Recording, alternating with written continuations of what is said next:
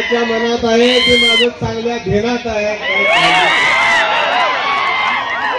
आज या ठिकाणी सांगोला तालुक्यामध्ये पहिल्यांदाच इतिहासामध्ये एवढी मोठी दहीहंडी भरवण्याचं काम या ठिकाणी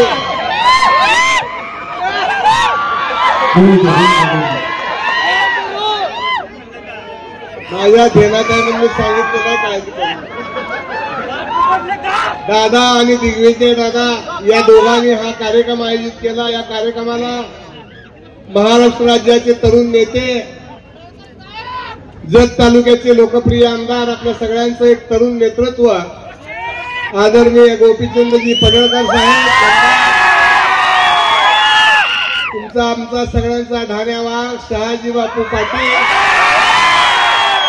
या ठिकाणी उपस्थित असलेला मोठा हजारोंच्या संख्येने असलेले माझे सगळे तरुण वडीलधारी मंडळी, माय भगिनी, आता काय बोलणं ऐकायच्या मनस्थितीत तुम्ही नाही।